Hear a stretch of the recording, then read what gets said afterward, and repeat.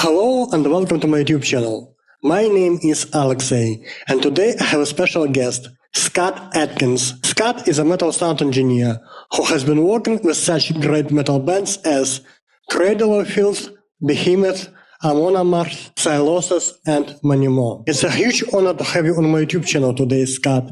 And let's start our interview.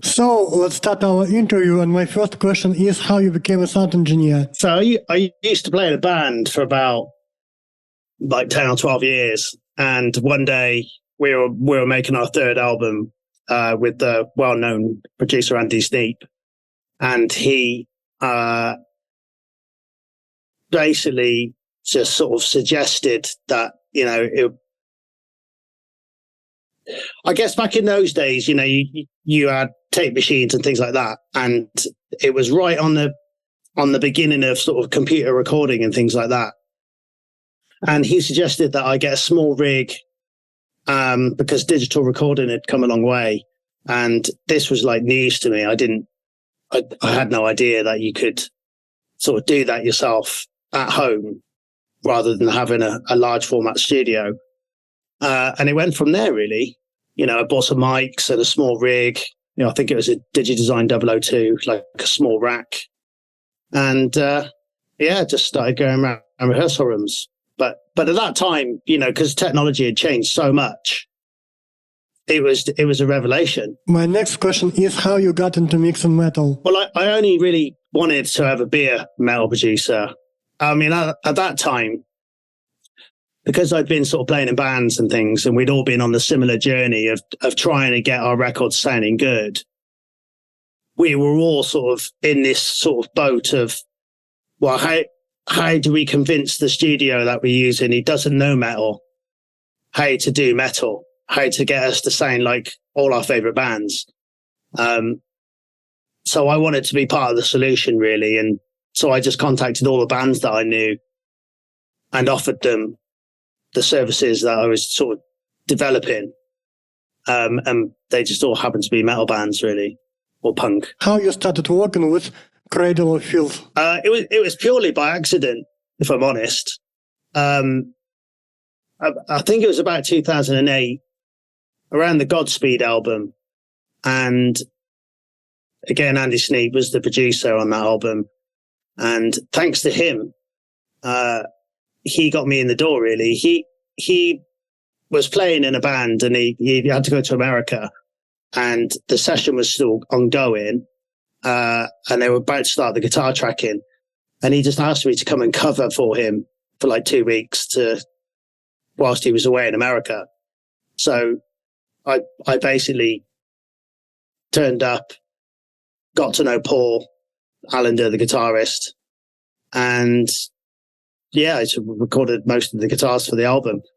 And for the albums after that one, they just came to me. I think Andy was busy with doing board gear for the album after that one. And then I did it. And then I've been working with the band ever since. So not only do I credit Andy with getting me into the game, he also got me in the door with Cradle. So yeah, I owe him a lot, really. What gear do you use for tracking Dani Filth's vocals? I think maybe the year or two before the last album, I'd been talking to the guys at Warm Audio. They make a lot of sort of famous gear, like clones, but a lot cheaper than the real stuff. But the stuff's also great. So I've been using a lot of their mic pre's, and I've got one of the U47 clones from them, tube mic with a power supply, and it sounds great on Dan. So I've used that on the last album, and I've been working with him on the new album. We're using the same gear, and I always use an Empirical Labs distressor just to compress him on the way in, keep things under control, and it gives me that room to not have to do too much inside Pro Tools, really. In terms of sort of compressing more and things like that. Distress is such a great tool. You can be quite heavy-handed with it without sort of killing the performance. My next question is, how do you mix Dani Filth's vocals? How do you tame high frequencies on his vocals when he's screaming? And how do you mix his growling vocals in this case? Well, I tend to have sort of a lot of his different types of vocals on different tracks. So I don't have everything, you know, like the high stuff and his normal full voice are on different tracks. And a great plugin for Dan is the Soothe plugin, which sort of keeps everything very much in control without having to sort of rely on too much EQ. You know, Dan's famous kettle scream is a lot of mid-range, and you don't really need a lot of the low end. So, you know, you tend to treat each track with the frequency specific stuff that it brings to the mix, really. And you know, in that way you get to, you know, his when he's changing from different voices, you're not sort of trying to chase, you know, the EQ and the settings for each voice within the track. You can have it separated. So, you know, you might have a track for the screams, a track for the high vocals, a track for the full voice, and then you have a track for his like narrative sort of full sort of talky voice, you know, because each one has got different low end and different high end.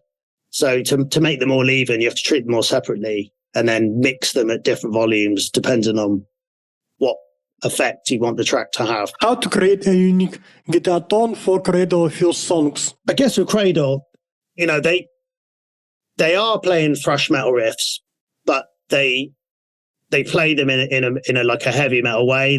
They are a heavy metal band, and I hear them as a British heavy metal band, but they do rely on sort of modern thrash metal tone to a degree. So I kind of choose something that's not too overdriven, because a lot of the picking and the stuff, you know, there's lots of intricate details in the chords that would be lost. You know, you don't want everything to turn into a big wall of distortion, but it's also an aggressive band. So you do need, you got to find the fine line between it being like you've got a broken cable and it being too distorted and too dirty. You know, it's got to be right on that line between distortion and clean. And it's quite a hard balance to find, because you kind of want to find a tone that suits all the riffs and all the playing styles. Because when I first started working with the band, I was modifying the gain to suit the riffs, and you can get into a really, really bad state trying to do that, because the guitar sound is going to be changing too much from start to finish of the track. So you've got to find a tone that will suit all the riffs in the song. It's not so much a problem if a different song needs a different gain structure, but during the song it can get a bit strange if you start trying to tweak the gain for every riff. So I usually spend quite a lot of time before tracking and also during the mix to get the right tone for the song. But it can be challenging, because you want to hear all the notes of what they're playing. Otherwise, the effort they've put into playing it is just wasted, you know? In this case, do you use virtual guitar amps or IRs for creating a unique guitar tone for Cradle of Filth? Well, the Kemper is great because it can almost work as like a library for what I've used for them in the past. So I can store, you know, all the performances or the different tones for, you know, something that's really good for sort of the fast drilling, picking, and some stuff where they're playing slower. I've sort of got a variation of the tone. You can always copy and save again the profile within the Kempo and then rename it and then tweak the gain and things like that. And then you can go between So it's really good for that. And I've got some of them saved as song names as well. So I can say, oh, well, on the last album, on this song, I used this tone and it worked really well because it was at a similar speed. So when I'm working on the new songs and I need a tone that's similar, I can go to that one and see if it works, rather than doing all the work that I've done on the last album all over again for this one, So it's a great time sensitive record to that album that I've got saved that I can refer to rather than pulling up the Pro Tools sessions and listening to the guitars. And, I've actually got the source tones that I would have made either with the amps and the cabs, or I've made it from an existing Kemper library. It's a real time saver. My next question is, what tips can you give on mixing orchestral elements in black metal songs? So in this case, what orchestra Cradle of Filth uses in their songs? I mean, real orchestra or virtual orchestra, and even if they're using real and virtual orchestra, so is there any difference between mixing real stuff and virtual orchestra? I've not used real orchestra of Cradle of Filth, although I think they did maybe in the early 2000s. They might have gone to Hungary or somewhere like that to record an orchestra. So there is one on one of those records, but the virtual stuff is fine for what they're using it for nowadays, and also you can tweak the microphone positions and how much ambience you've got now on like violins and cellos and things like that to get it to fit better in the mix. So I'm always going in there and getting that stuff tweaked.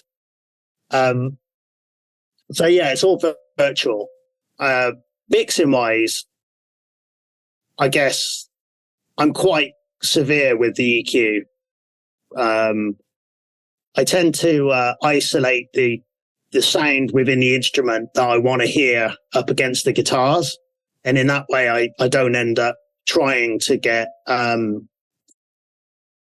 frequencies that aren't going to be heard through the guitar and bass, muddy in the guitar and bass, really. If it's a high violin part, then I'm only really going to isolate the high part that I want to cut through the guitar rather than the low end stuff that is in the performance, but you can't hear it. So I tend to take a step back and go, well, what is it I want to hear from the instrument? And then try and isolate that as much as possible. And try and get it to get through, because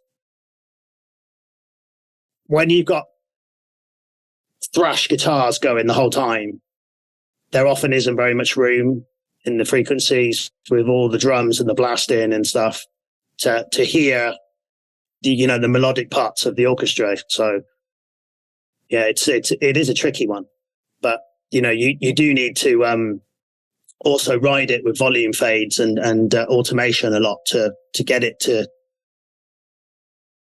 sit right, because with violins, if you're playing a high octave part, you can hear it, but if the violins go down and then they're playing like a lower octave, that can possibly disappear against the guitar. So sometimes you've got to put it on a different track, EQ that part differently, compress it differently, turn it up, change the volume. So it's quite labor intensive, but it's the only way you can really get the clarity in all that sort of thing. Otherwise, it can quite easily turn into a mess. So in this case, how to make virtual orchestra sound realistic in the metal mix? I think what makes it sound real. Nowadays the libraries they just sound amazing already. There's a Spitfire, the Spitfire library stuff for the violins and the orchestral elements. They're amazing. You wouldn't know it wasn't a real violin or 16/24 violins. I think as long as you've got a good composer who knows what they're doing with the MIDI, then that's sort of half the battle, really. It's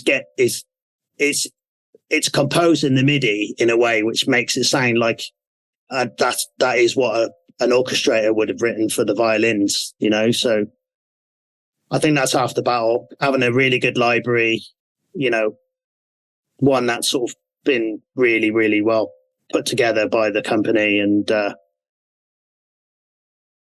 yeah, it doesn't need to be, you know, the best library in the world, but I think the composing side of things is probably the most important thing. You know, getting the parts layered properly within, say, you know, you've got violins and violas and cellos. They need to be written in a way that would a real composer with a real orchestra would have written the parts, if you know what I mean. So I think without going too much into the sounds and choosing the right library, that's the most important part of the puzzle. Because a lot of the libraries are really good. It's only when you really sort of double your investment on some of these libraries that you get, you know, 50% better results. So it really depends on how much money you want to spend on these things. But my next question is, what helps you to control low end in black metal music? I think the mistake that a lot of people make is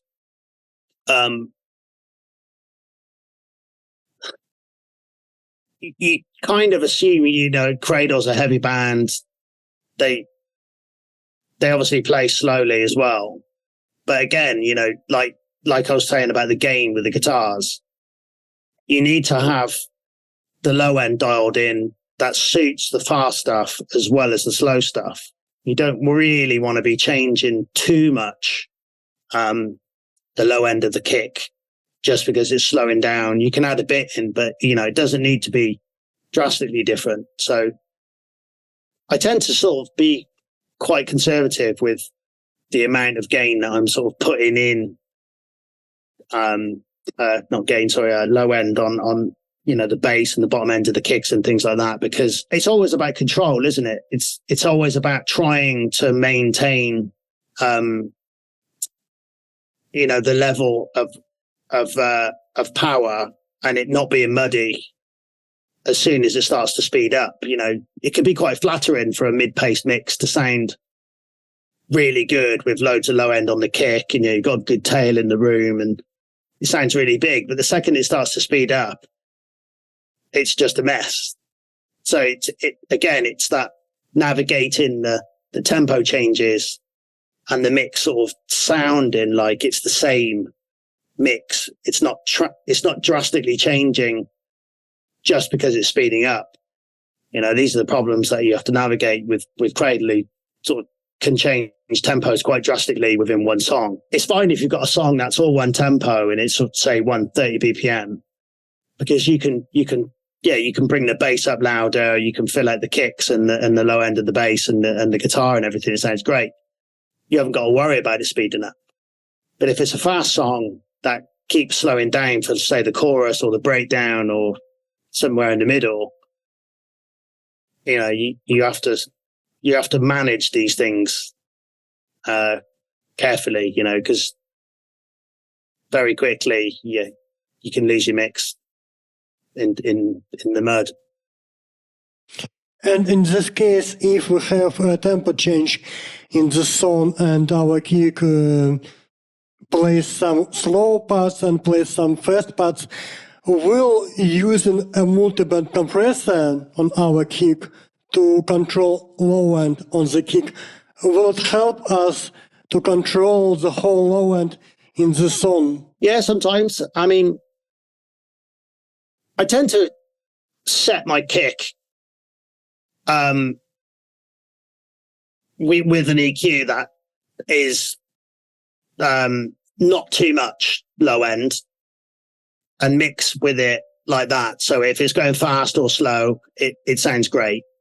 And then sort of on the back end of the mix, when I've sort of finished the mixes more, then I'll sort of add another plugin in that will sort of be automated to only be on where the kick's going slower and maybe sort of creep up the low end like that. I mean, the great thing about multi-band compression is you might you could get away with, say, a really impressive Metallica slap on the kick when it's going half time. But if it's going double time, you end up with too much of it. You know, the faster the kicks are going, the more you hear that sort of in your face slap. You know, so you could put a multiband compressor in and just sort of tame that one area in the frequency band just when it's going fast. Again, you know, it's all this automation where you're trying to control, you know, the slow to the fast, the detailed to the not detailed. You know, there's a lot to, you know, if you're mixing a Cradle song, you have to sort of get a basic mix together and then start solving all the problems, you know, and the kick going from slow to fast is just one of the problems. The violins, getting them in the mix is a problem. You know, stuff getting lost, stuff getting muddy when it's going fast. It's another problem you got to solve. It's a time-consuming thing that you kind of have to work through from, you know, start to finish, really. And in this case, how do you mix in general Cradle of Filth songs? Do you have your own mixing vision because you're a professional sound engineer, or do you use any reference tracks for mixing their songs? I wouldn't say I use the old stuff as reference. I would probably use the last album that I'd worked on for them. And then I would listen to something that I've done maybe in the last 2 or 3 months just to sort of check that it's as good as, you know, say the last thing I worked on. I mean, the old stuff's good to listen to for ideas in the mix, because sometimes, you know, like, the orchestration might have been louder in the old school stuff, and then there might be more atmosphere. And then, you know, because we've gone for a detailed automated mix and we've been really trying to get things, hear it all. But then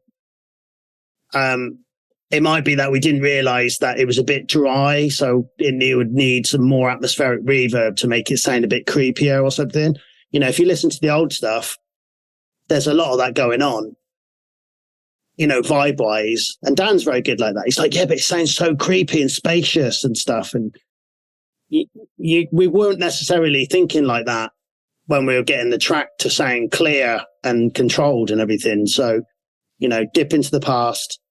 Oh, yeah, let's have a bit of that really weird reverb and, you know, start adding a bit of that in. And then it sort of looks back to the past, but it's still modern, if you know what I mean. So, you know, the old stuff, it's not necessarily a reference, but it's definitely an inspirational point.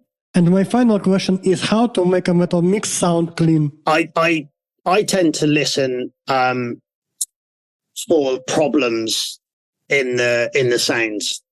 So if you listen to a guitar sound, what's bothering me in the sound?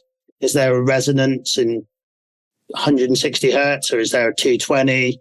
Like weird sound in there, you know, is there something sticking up in the 2K area? These things, they tend to mask the tone of your guitar if there's too much of it. In cymbals, sometimes there's a resonant ringing sound in the cymbal. I mean, all these things that you could take any instrument, bass, guitar, cymbals, drums, they all tend to have a fault that's inherent to that sound based on what they're playing. So the more you can chisel away and get rid of those faults, the clearer the sound becomes. It reveals itself as a better sound. And then you're in a better position to mix those sounds because they're not bringing their faulty parts to the equation where, you know, stuff's not getting, you know, it almost creates like a masking effect on the sounds where they don't fit together quite as well. Because sometimes you could have a sound that is 3 or 4 decibels louder than the overall body of the sound, especially in a cymbal or in a ride cymbal. Something could be really sticking up, and FabFilter is really good for that. If you could play a sound and you have FabFilter on the screen, and sometimes you can see something sticking right up. I mean, it's never going to be good if something's sort of visually obvious on the EQ like that. But, you know, sometimes you can't see it. You need to use your ears more. But, yeah, I think that's probably the biggest thing, is getting rid of problem frequency first and foremost. Yeah, it's like cleaning the dirt off your glasses. Thank you so much, Scott, for such a wonderful interview. It was a huge honor talking to you, and it's my dream come true, because I'm a huge fan of Cradle of Filth, and now I have such a wonderful opportunity to talk to Cradle of Filth engineer. And thank you so much. Thank you so much. No problem. Thanks for the opportunity.